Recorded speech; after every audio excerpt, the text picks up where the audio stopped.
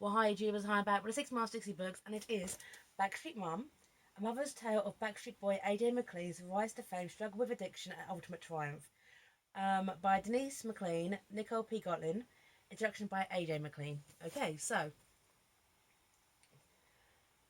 here we go. The story of one single mother's courageous battle to save her son could be the story of any woman with a child in trouble, but there's much more money at stake, more public attention, and a larger-than-life career in the balance. But any mother who's ever faced the pain of a child unravelling will find herself in the pages of this honest and inspiring memoir of Backstreet Boys' AJ McLean's mum, Denise McLean. In Backstreet Mum, Denise McLean finally breaks the silence, sharing the truth behind the headlines behind her son's rise to fame. The Backstreet betrayals that nearly destroyed him, her bitter struggle with substance abuse and depression, and successful fight to survive it all. Told from a place that only mother can know, this compelling testimony to the power of unconditional parental love will both shock and inspire you. Okay. And little bullet points about what happens in the content of the book and the boys' early career, which I'm going to spoil. It's an interesting book because I like the Backstreet Boys. I have for years. However, I was never a big fan of them. Like back in the day, I only really know just a few of their names. I'm actually going to read their names, okay? Nick Carter, Ken Richardson, Brian Little, Howard Drew, AJ McLean. Here you go. I'm not a massive, I know every single intimate detail about their life. I'm more of a casual fan. It's quite funny because my sister Anna is a fan. And I never was. So during the 90s, we shared a room. She was into the Take That, New Kids, Backstreet Boys, Spice Girls. I never ever was. And then I was at university and I won a competition with a magazine. And it was the Backstreet Boys Greatest Hits video. Backstreet Boys Greatest Hits CD. Okay. And it was a CD of The Call for some weird reason. I actually still got that. They're all kicking around this room somewhere. Videos, yes, it does up. Okay. And I remember I was just literally had the CD on the background. I was like, they're actually pretty good. It's pretty good songs here. So I liked what I heard, but obviously I'm not a massive fan. But I've seen them twice. I went to their concert a couple of years ago. It's when I was still learning to walk. So my sister got me floor seats, which was awesome. I've never been to floor seats on a show before, and the energy and atmosphere is amazing. And also, I was with my sister for the New Kids on the Block Backstreet Boys concert, which was also fantastic. So it was quite nice reading this, not knowing, because when you think about a band, you don't really think about the history, what goes before it as well. And it's interesting about the struggle to kind of keep a child level-headed as he's on his way to stardom. And this bit really kind of shows what AJ was up against, what Alex. Throughout the entire book, he's referred to as Alex. AJ McLean is the performer. Alex is the reality, the real person. Here you go. This is when he was auditioning for the Mickey Mouse show, which launched the careers of Justin Timberlake and Britney Spears, amongst others. Here we go. After his third and final rejection at the age of 12, the casting agent approached us and reassured us that the reason it hadn't been the cast. And reassured Alex that the reason he hadn't been cast had absolutely nothing to do with his talent. It was just at the age of 12 he was simply too old. When asked what the problem had been the previous years, he responded frankly, at the time Alex was a bit too ethnic looking for what we needed in the show. Yeah. AJ McLean is too ethnic looking for the Mickey Mouse Club. Kudos, Disney. Well done. Too ethnic looking. Yeah. Too ethnic looking. Of course. But the thing is, it then, okay, also shows that Aidan McLean's mum, Denise, she also believes in psychics. Now, hey, you do you, okay? And I don't really put much faith into them, but I know people who do, and hey, respect to that. But this is when she's talking to a psychic Matthew, okay? And this is what Matthew said to Denise. From his birthday, Matthew was able to tell me a lot about my son. He informed me that Alex had been some kind of king in a former life. His path was destined for fame and fortune. Again, he went back to this big man and how I would meet him in the next few months. Matthew kept coming back to one main point felt every reading. This large man in a big white house would change our lives forever. Okay. I'm interested. Did this guy Matthew specify king of where? I'm British, part of Europe with lots of kings. I'd like to know which one. Sorry. Some kind of king. I would love to know more than that. But the guy with the White House turns out to be Lou Pearlman, the creator of the Backstreet Boys. And this bit here. This is how Ada got started in the Backstreet Boys. In March 1992, when I was 12, okay, shortly after Alex turned 14, I read an ad in a local trade paper calling for young men between the ages of 12 and 18 for a 5-member vocal group. I called the numbers and got all the information from a very pleasant young woman by the name of Gloria Sicolo. So Sicoli. When I told Alex about the ad, he was thrilled. He said he couldn't want to go. I told him he had to perform and sing 2 songs from the New Kids on the Block album and perform a 5-minute dance routine. On the day of the audition, we followed Gloria's directions to a well-known golf community I heard of but never visited. When we pulled up in front of the house, a large white structure with a circular driveway and a fountain in the front yard, my eyes widened with shock. Alex looked at me and said, "Mum, what's wrong? Isn't that the house?" "Alex," I said in a calm voice, "it's the exact type of house that the psychic described to me in the reading I told you about."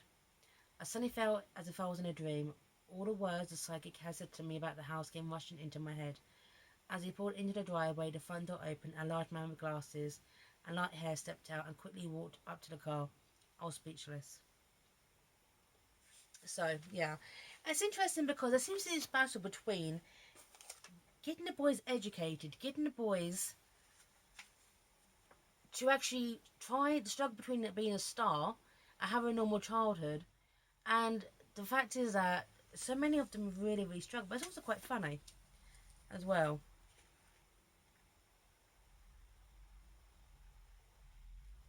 This is how I came along.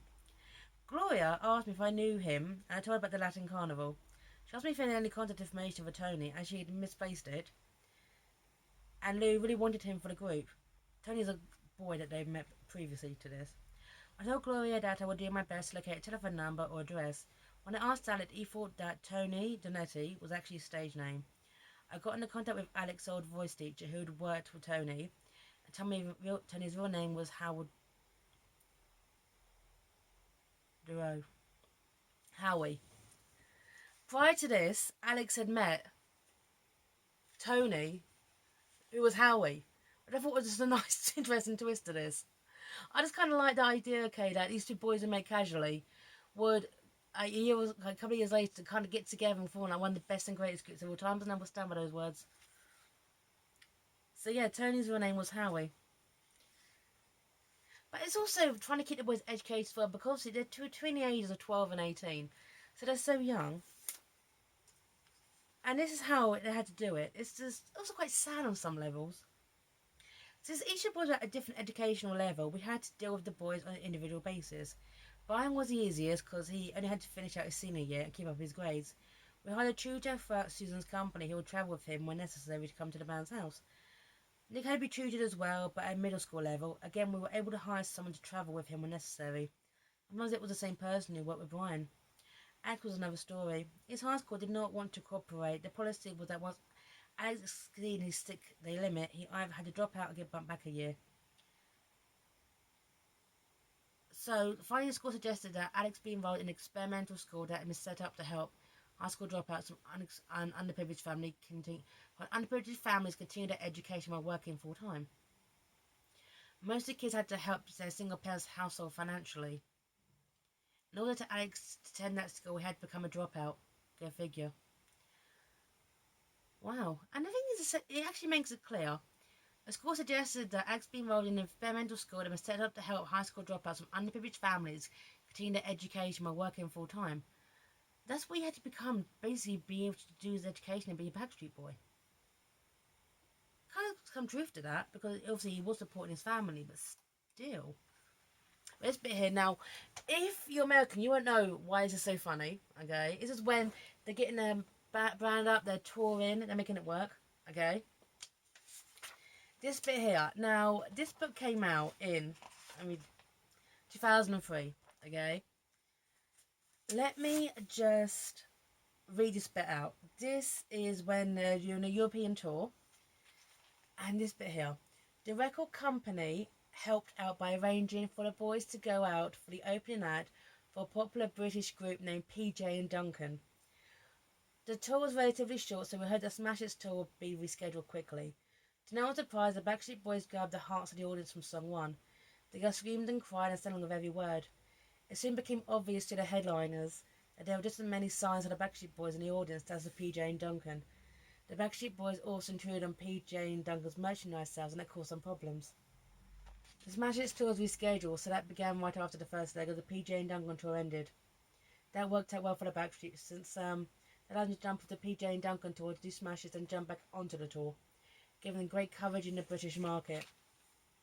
Now, PJ and Duncan, if you don't know, are Anton Deck. Okay? I'm just imagining now back in like the early 2000s, PJ and Duncan from Biker Grove, and they did Let's Get Ready to Run. We did a couple of other songs, but I'm just looking, trying to think back then. Can you just imagine how surreal that is? You go to a concert and the Backstreet Boys are opening, and then PJ and Duncan come on, but and they have done very well for themselves. Okay, they're like beloved by the British. Here we go. And one thing that's simple, sorry, so one thing that's quite interesting about Venus' book is that how when Denise goes on these big adventures with the boys, their minds have been broadened to these different kind of cultures and experiences. And it's quite funny as an American woman who had a very, very difficult life prior to my child being born, and she actually got out of a very, very difficult marriage. And can I just say massive respect to you, Denise McLean, for that. Well done. Is going to these different cultures and countries and seeing different kind of attitudes. Like this bit just made me laugh as well. One thing we learned about how Europeans have very open minds when it comes to things in America have hang-ups about. For example, European magazines actually encourage healthy sexual behaviour amongst teens.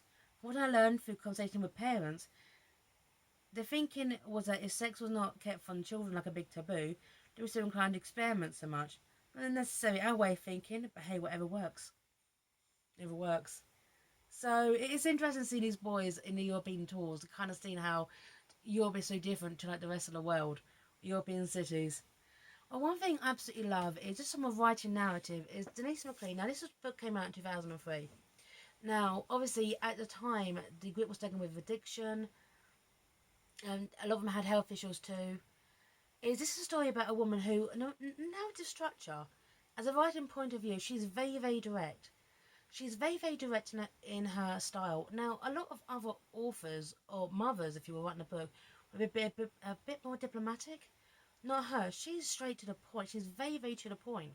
But the thing is, it also caused conflict with her son as well, because she was a manager, or word now to use was momager. Which kind of caused a conflict with her son, because this is quite sad. This is towards the end, okay? This is when Alex is struggling with addiction, okay? Alex's first item on the list was one that was a sore spot with me, because not as bad to the core of my motherhood, but because it becoming an issue and a disagreement over Donna, his ex, interference with his life. When you try to control my life, not let me make my own decisions, Alex said, sitting faced with me, makes me feel sad, hurt and angry. Ouch, I had those spots but not allowed to open my mouth. Alex continued, when you act like a business manager instead of my mum, it makes me feel lonely and afraid. I don't think a lot of time that's not used enough in. Also, sorry, Donna was his girlfriend's manager. Okay, a lot more story. I don't want to spoil this book, but it obviously is about Lou Pearlman as well, who essentially, and I'll be truly honest here, I don't want to go into too much detail, but Lou totally screwed over the boys. This is not just a book about addiction and motherhood and trying to raise a child. This is also a book about what it's like, the people behind the scenes. That's why I don't want to give too much away. But Lou Pearlman, who obviously launched the Backstreet Boys career and NSYNC, okay, they get mentioned in this book as well, totally did screw over the boys. Essentially, the boys are paying for everything, including their tutoring, and it was a lot of internal struggles backstage. So this is not just a book about what's it like raising a child in the public sphere, if you will, of entertainment. It's about what goes on behind the scenes. And also it's how do you keep your sanity? How do you deal with mental health issues? Because the five boys, and back then they were the Backstreet Boys, even though they're grown men now, they were all teenagers. This is so blunt in how it affected their mental health. And I absolutely adored it for that. Denise McLean, I absolutely respect her, because when you think this book came out in 2003, we're now 2019, okay? In the last 16 years, they are still going on. They're still together. They're still a fantastic good. That is the Backstreet Boys. And it's just amazing how the unwavering love and loyalty of Denise has, not just in her son, but in the rest of the group. And I absolutely love that. So she actually is definitely the Backstreet Mum. Okay? So, I really, really enjoyed this book.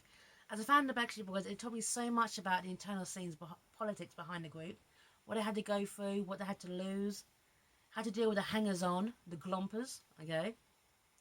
And it's just a really, really good book, and a must if you're a fan of the Backstreet Boys. Because as I said before at the start of this review, I didn't know much about them individually, but I learned a lot more now. So, I'm signing off here, and bye now.